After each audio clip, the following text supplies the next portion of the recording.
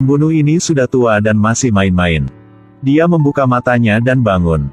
Menemukan dirinya berendam dalam bak mandi berdarah. Seluruh tubuhnya tertutup es. Dia memeriksa tubuhnya dan menemukan bahwa satu ginjalnya telah diangkat. Dia tiba-tiba teringat tadi malam dia bertemu dengan seorang wanita cantik di bar.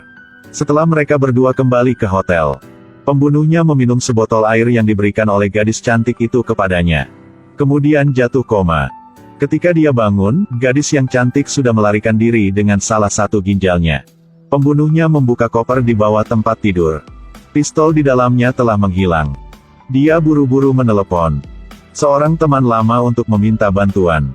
Ketika dia baru saja menutup telepon, dia menemukan formulir persetujuan transplantasi ginjal yang disimpan di lemari.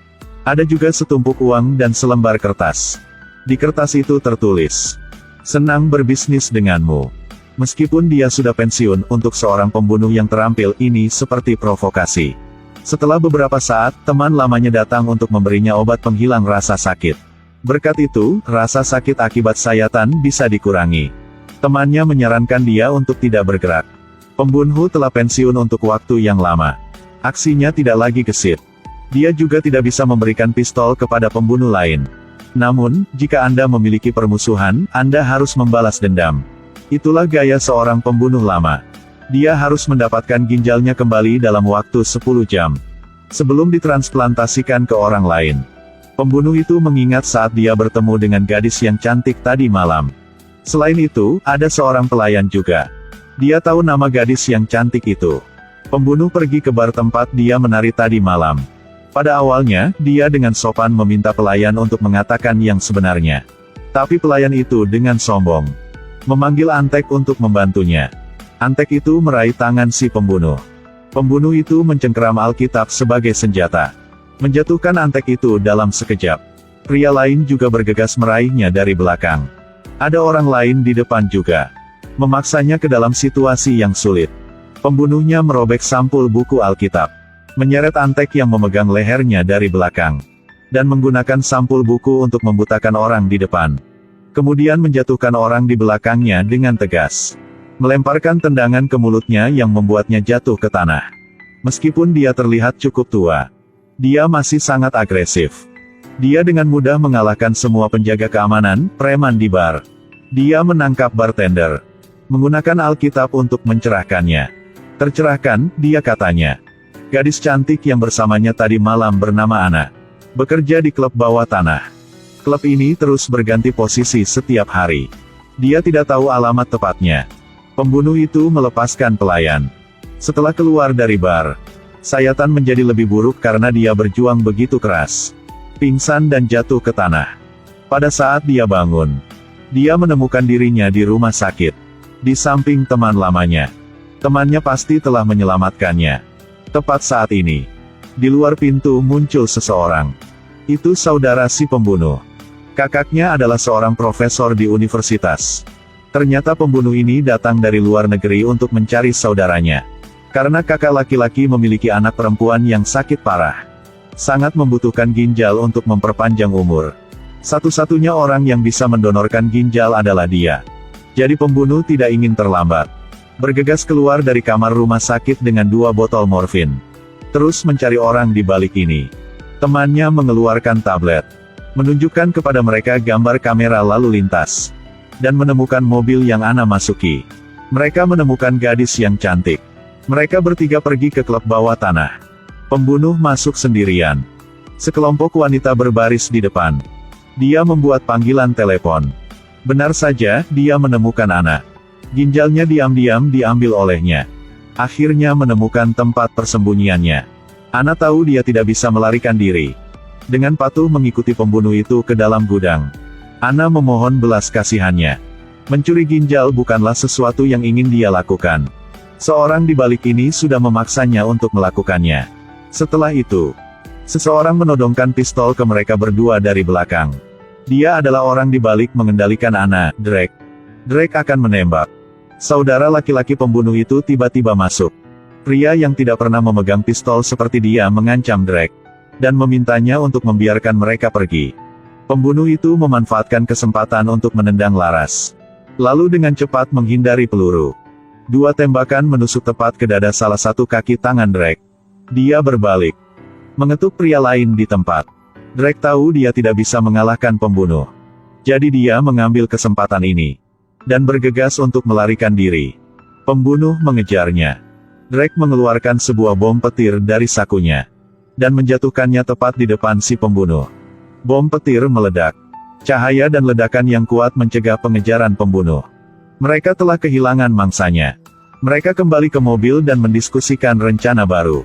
Kakaknya yang bijak mengatakan, sama seperti putrinya, pencuri ginjal akan ada dalam daftar transplantasi itu.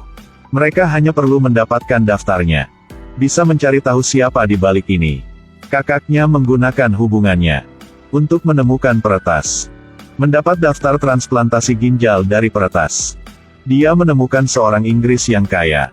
Golongan darahnya cocok dengan 83% putrinya. Penyakit persisten pada usia 76 tahun. Orang itu sangat mungkin pelakunya di balik ini. Dan juga pemasok senjata pribadi terbesar di dunia. Dia tinggal di sebuah rumah besar yang dijaga ketat. Bahkan di tengah malam, masih ada pasukan tentara yang berpatroli di mana-mana. Kelompok mereka melaju di dekat mansion. Dia mengeluarkan kamera dengan penglihatan malam.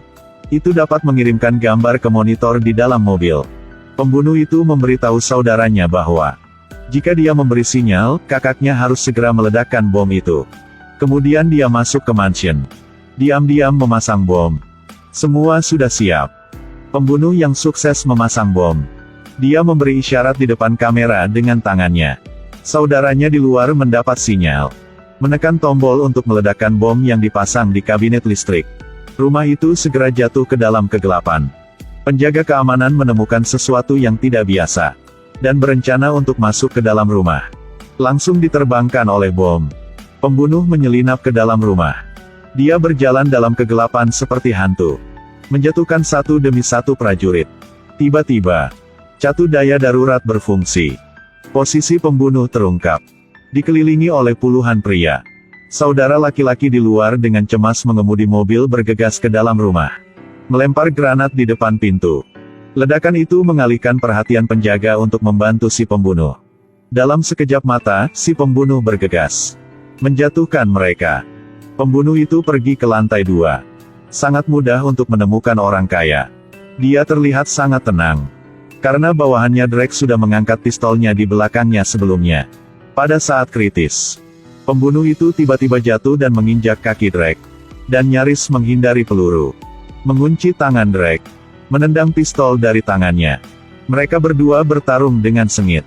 Drake dengan cepat mendapatkan kembali keuntungannya. Setelah beberapa saat, dia menjatuhkan pembunuh itu ke tanah.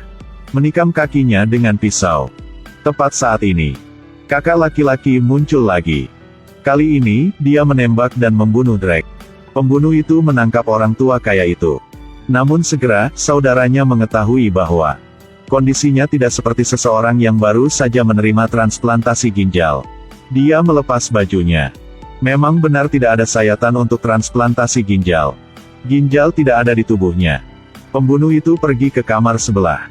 Dia menemukan seorang anak laki-laki yang lemah dan berbaring di tempat tidur. Itu adalah cucu lelaki tua itu.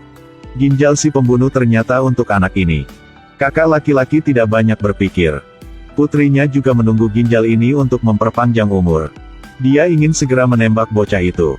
Pembunuh itu dengan cepat membujuk saudaranya. Dengan kata-kata dari lubuk hatinya. Sangat tidak mungkin untuk membunuh anak laki-laki yang tidak bersalah. Ragu-ragu untuk sementara waktu. Saudara memutuskan untuk tidak menarik pelatutnya. Dia sedih. Dia tidak bisa menerima dosa membunuh kehidupan yang tidak bersalah.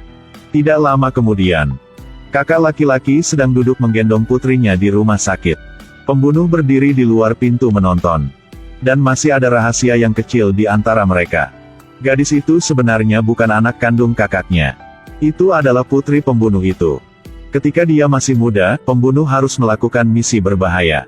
Jadi dia memberikan putrinya kepada saudaranya untuk dibesarkan. Itu sebabnya dia bisa mempertaruhkan nyawanya seperti itu. Mengejar si pembunuh tanpa berpikir. Karena itulah cinta yang dia miliki untuk putrinya. Saat ini, kakak laki-laki melihat kaki adik laki-lakinya berdarah banyak. Dia tahu ada yang salah. Dia bergegas untuk membawa putrinya ke toilet. Kemudian dia bertanya kepada adiknya tentang ini. This thing is not human. Sambil bertarung dengan antusias. Dia ditusuk dengan pisau. Karena dia ingin menemukan ginjal untuk menyelamatkan putrinya. Jadi dia tidak mengatakannya. Kakak mau panggil suster. Pembunuh itu menyuruh saudaranya untuk memberikan ginjal yang lain kepada putrinya. Dan kemudian dia perlahan mengambil napas terakhirnya. Menyandarkan kepalanya di sofa. Mungkin itu adalah pelukan terakhir yang dia berikan kepada putrinya. Pada saat itu, dia memutuskan untuk memberikan hidupnya kepada anaknya. Pembunuh kejam belajar berkorban demi cinta. Cinta ini begitu mulia dan penuh gairah.